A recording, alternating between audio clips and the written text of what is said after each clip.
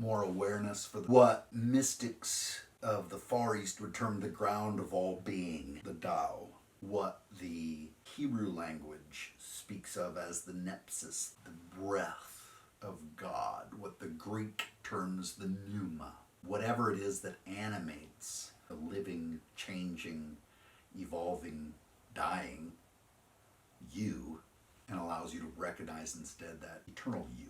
What I've also learned, when I'm not distracted by the sense of self, the ego, I am made aware of what Carl Jung termed synchronicity, what other authors would say God winking, these little ways in which things completely beyond my control serve as, hey, you're not in control of anything. You might as well just step back and breathe. Good and bad. Sometimes it's both. So I wanted to share with you a little bit of that. I had read Potter's Authentic Spirituality. Richard Potter, was a professor at Dana, a Sufi. The breathing exercise that I just gave to you is an initiation for Sufism, kindergarten bite or whatever, right? So he had just published his book before I went to Iraq, and he worked at a Lutheran college, laughed with me, and he practiced Sufism. I was reading it and learning all this while I was in Iraq. Shortly after I came across the passage in which Potter explains the beginning prayer of Islam. I didn't know nearly enough Arabic. I had my, hi, how are you, show me your hands, the Army guidebook. I'd been trying very hard to memorize that so that I could speak to some of the civilian population as best as I could, as a way of bridging the islands of self so that hopefully they wouldn't see me as a threat and try to kill me. I didn't see them as a threat. I didn't want to. They're humans. In Balad, just north of Baghdad, we're waiting to go into the gate, and there was this kid who was a prepubescent, so he's probably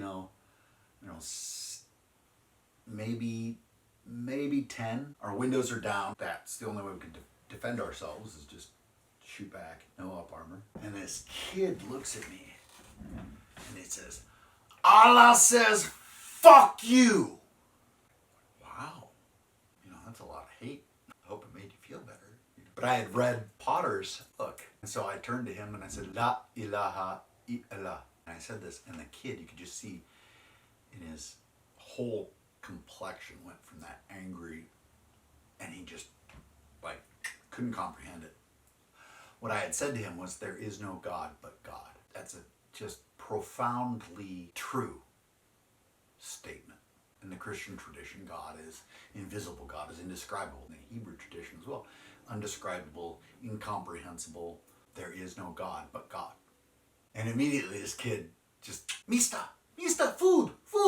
It's like, I'm not gonna feed you. I'm not throwing a candy bar, right? So that alpha theta wavelength allows us to have that recognition of other, the otherness of our existence. And things like that, miracles, quite frankly, happen. Had I not read Potter's book, I would not have been given that phrase, so that when a child in his milieu of war and occupation wants nothing more than to express his spiritual hatred for what I represented, he's able to express himself, and I had the tool by which to communicate to him.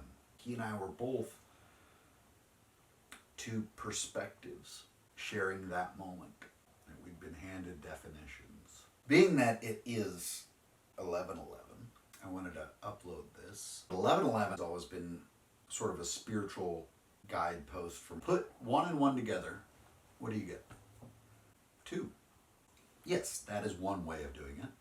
Dissolve the identities, shove them together, and now all of a sudden we've come up with 2.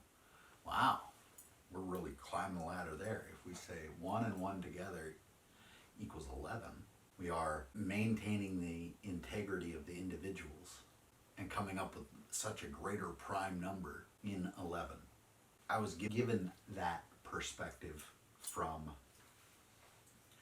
a musician